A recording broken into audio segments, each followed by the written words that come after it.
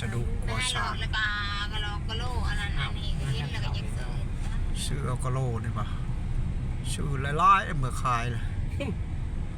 ซื้ออะไรไปเจอด่านอันนี้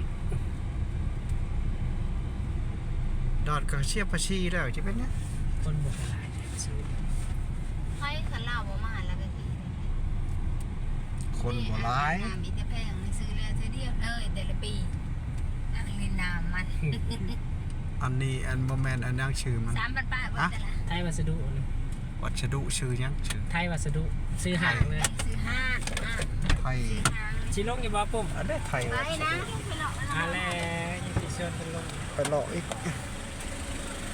ไทยวัสดุก่อสร้างมาซื้ออยู่นี่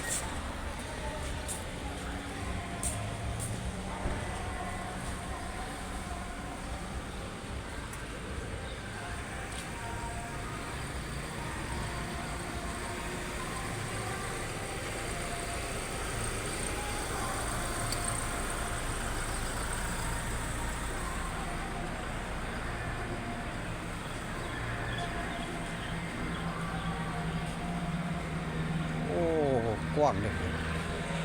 อันนี้ไทยวัสดุอีกซื้อวัสดุก่อสร้าง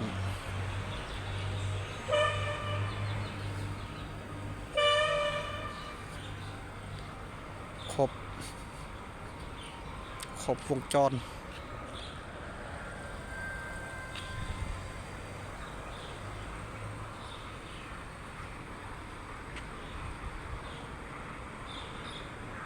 โอ้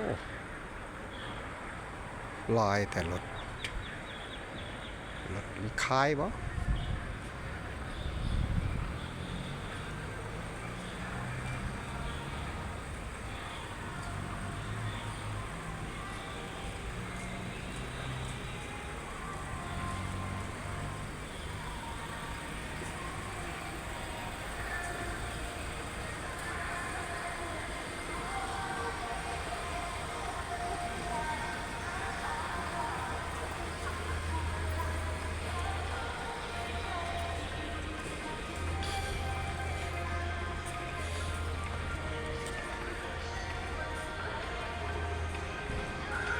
เครื่องยาง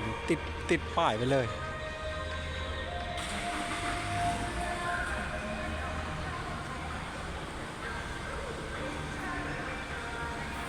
อ๋อ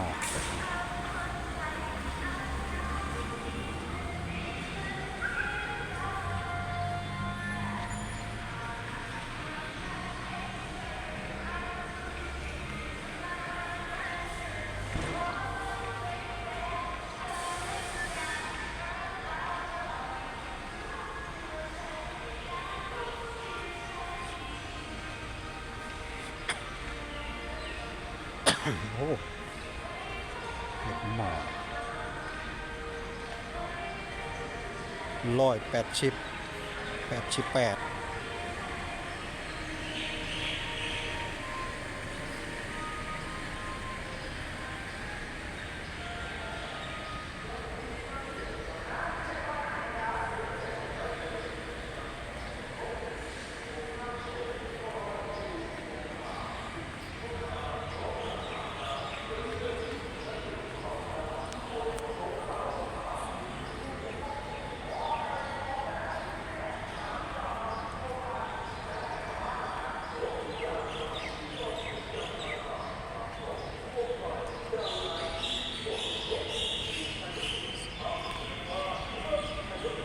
ทาง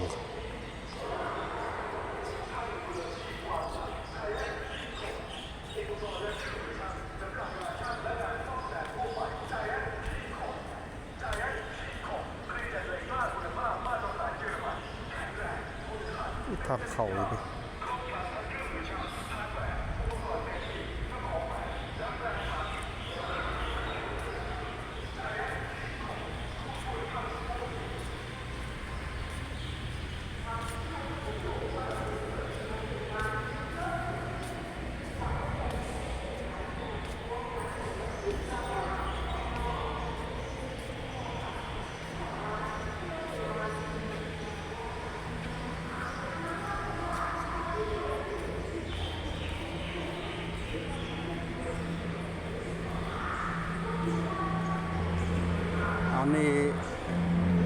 รถจอดรถ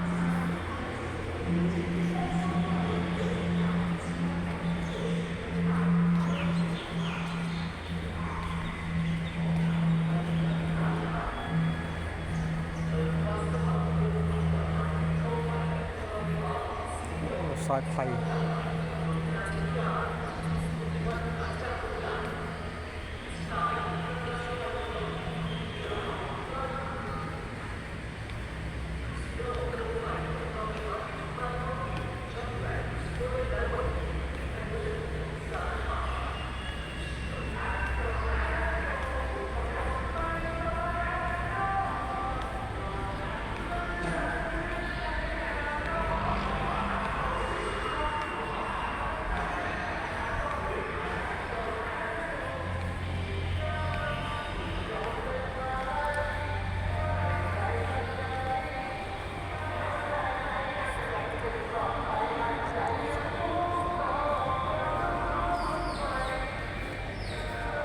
ฝุ่นแท่งน้ำป้า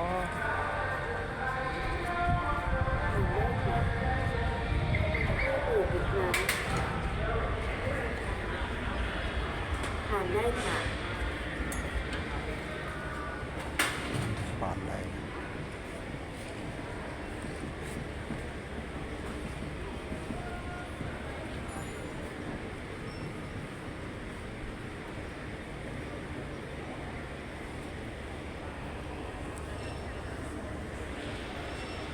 ประเภทวัสดุถ้วย จาน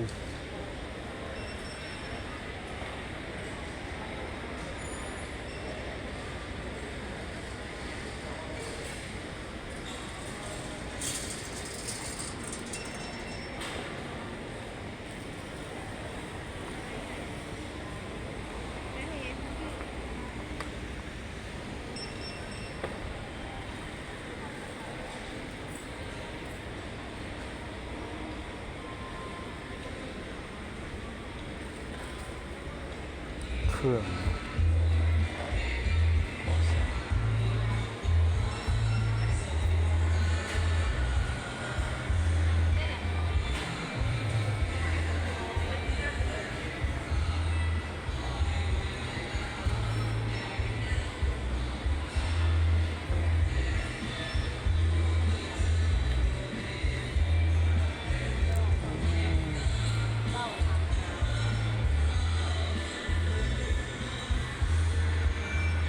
อันนี้บนเข้าคายเครื่องไฟผ้า วัสดุก่อสร้างไฟผ้าครบ